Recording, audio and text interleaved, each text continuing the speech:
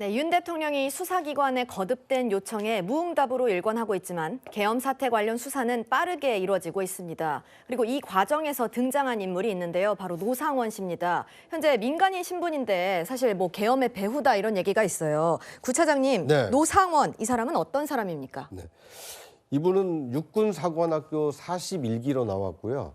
이 777 부대 사령관이라고 알려져 있고, 그다음에 이제 지금 알려져 있기는 이제 정보사령관을 지냈습니다. 예. 그런데 정보사령관을 지냈을 때 이 강제추행 혐의로 이렇게 불명예 전역한, 어떻게 보면 이제 군인으로서는 상당히 고위직까지 올라갔지만 네. 이제 불명예 퇴진을 한 인물이다 보니까, 그런데 이제 이 사람이 왜 등장을 했느냐가 지금 중요한데요. 네. 이제 지금 이 비상계엄이 발동한 것은 윤석열 대통령이 최종 의사결정권자로 선포를 했지만 그걸 건의한 사람은 지금 김용현 국방부 장관 아닙니까? 예. 그리고 김용현 국방부 장관에게 건의할 때 계엄이 필요하다라고 조언을 했을 참모들이 방첩사령관도 있고 정보사령관도 있는데, 이 정보사령관 출신이다 보니까 이 노상원 씨가 실제 군인은 아니지만 군 출신이라는 이유로 혹시 현지 군인들과 협의를 해서 계엄을 계획한 거 아니냐, 이런 의구심 이 대상에 지금 이 노상원 씨가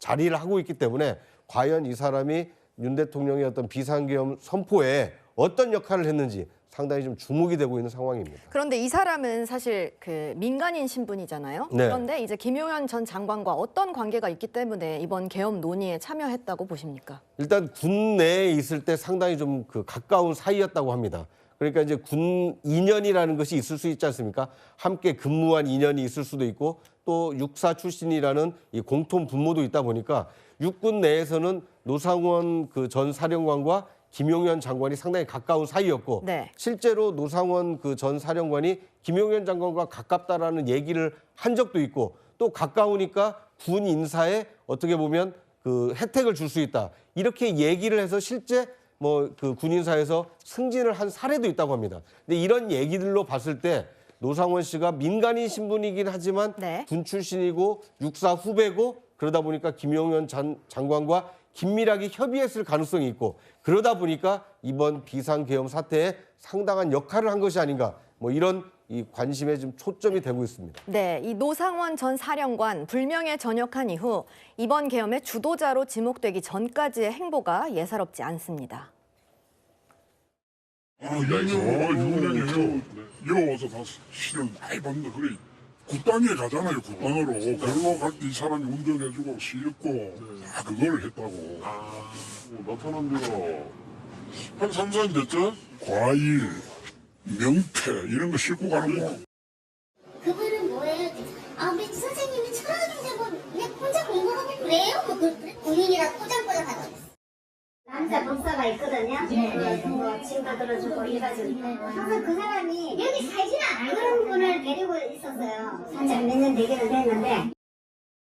네, 노상원 전 사령관 군 정보 관련 요직에 있다가 불명예 전역한 후에 점집을 운영한 것으로 알려졌는데, 사실 이번 계엄에 얼마나 밀접하게 관련이 되어 있는지가 키가 되는 것 같은데요. 강 부대변인님. 그러니까 저는 전체적인 좀 틀을 봐야 된다고 생각을 합니다. 그러니까 지금 군을 불명예스럽게 전역을 한 노상원 전 정보사령관이 지금 현재 정보사령관과 그 휘하에 있는 대령들을 불러가지고 회의를 할 수 있다는 거는 작년 11월부터 군 인사에 개입을 한 것 같습니다. 예를 들어서 김용현 전 국방부 장관이 군 인사권을 가지고 있잖아요. 그런데 김용현 장관이 육군 보병이라든가 작전과 주특기를 가지고 있기 때문에 이 정보와 관련해 가지고는 잘 모를 겁니다. 그러면 이 정보 계통에 있는 군 장성이라든지 영관급 인사에는 노상원 씨가 추천한 분들이 대거 승진을 하거나 주요 요직에 갔을 확률이 매우 높습니다. 그렇다고 하면 군 인사는 군 내부에서 노상원에게 줄을 대면 승진할 수 있구나, 진급할 수 있구나, 이런 소문이 퍼졌을 수도 있고, 이런 것을 이용해서 현직 정보사령관도 또 마침 본인의 육사 후배고 과거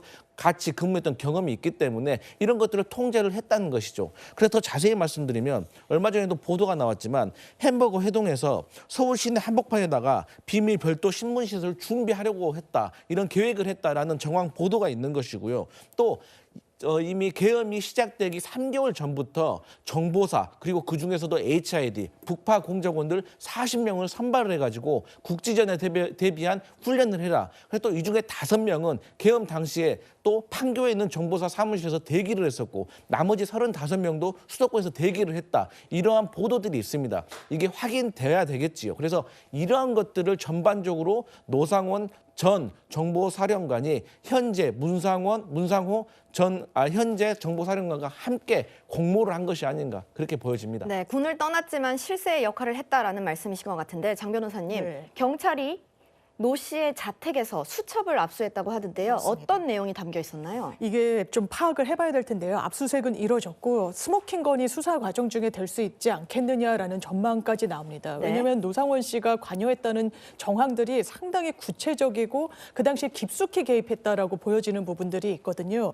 그렇다면 기본적으로 군 배치 등의 계획과 관련해서 수첩에 아마 본인의 어떤 생각 아니면 뭐 한 패스트푸드점에서 2차례나 회동을 했다는 사실이 알려지기도 하니까 이 부분과 관련한 메모가 있지는 않을지 한 축으로 확인이 필요해 보이는 부분이 있고요. 네. 또 하나는 포고령 작성에 관여했다라는 의혹이 또 제기가 되고 있습니다. 실제로 영장 청구서에 관련 내용이 적시되어 있기도 했었기 때문에 포고령과 관련해서 실제로 관여하고 개입하고 작성했다고 볼 수 있는 하나의 단초들이 이 수첩에서 나온다면 수사기관으로선 상당히 그 부분을 지렛대로 수사의 속도를 낼 것으로 보입니다.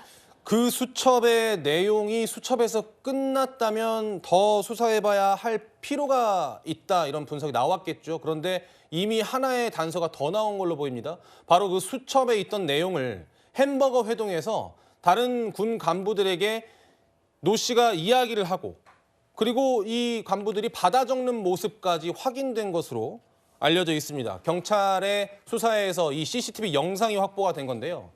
지금 여러분들께서 많은 군인들이 나와서 제가 헷갈리실 것 같아서 정리를 좀 해드릴 텐데 다음 그림 보여주시죠. 김용현 전 국방부 장관을 포함해서 구속된 핵심 피의자들이 모두 육군사관학교의 엘리트 군인들입니다. 구자영 소장님, 네. 우리나라의 육사하면 사실 굉장히 엘리트 집단이고 자부심이 있는 집단이었는데 네. 이 피의자들이 나오면서 우리나라 육사에도 문제가 있지 않겠느냐 뭐 이런 걱정도 좀 제기가 되고 있는 상황인 것 같아요. 네. 저는 육군사관학교 전체를 매도해서는 안 된다고 보여집니다. 예. 관여하는 이제 장성들이 특히 이제 엘리트를 양성하는 육사를 나온 분들이 승진도 빠르고 또 주요 보직에 있다 보니까 육사 출신이 많은 것이지 육사가 이번 비상계엄 사태에 조직적으로 움직였다 이렇게 보는 것은 좀 경계할 필요가 있어 보입니다. 다만 이번 그 비상계엄 사태에 과연 이 연루된 사람들이 그 이전부터 끈끈한 어떤 뭐 별도 사조직처럼 움직였는지 예. 이 부분은 수사를 통해서 파악을 해볼 필요가 있습니다. 왜냐하면 과거 12.12 이 군사 반란과 관련돼서는 전두환 그 당시 보안사령관을 중심으로 한 하나회가 조직적으로 움직여서 군사 반란을 주도했고 12.12 쿠데타 이후에는 이 그 5공화국이 들어선 이후에는 다양한 분야에 진출해서 실세로 역할하는 것이 확인이 됐기 때문에 또다시 이번에 혹시 육사 생도들이 조직적으로 움직여서 비상계엄에 가담하고 만약에 성공했다라면 또다시 이 정부 주요 요직을 장악하려고 했던 거 아니냐. 이런 이제 과거 이 한 번의 경험이 있다 보니까 이번에도 비상계엄 이 관련자들이 육사 출신이 많다 보니까 그런 이 의심을 가지고 좀 지켜보는 시선이 있는 것 같습니다. 저는 수사를 통해서 과연 사조직화돼 있었던 조직이 움직인 것인지 아니면 김용현 장관을 매개로 해서 몇몇 사람들이 주도적으로 움직인 것인지 그러니까 육사와 이번 비상계엄 사태는 조금 분리해 볼 필요도 있고 만약 개연성이 있다면 그것까지도 이 심도 있게 수사를 할 필요가 있지 않나 하는 생각이 듭니다.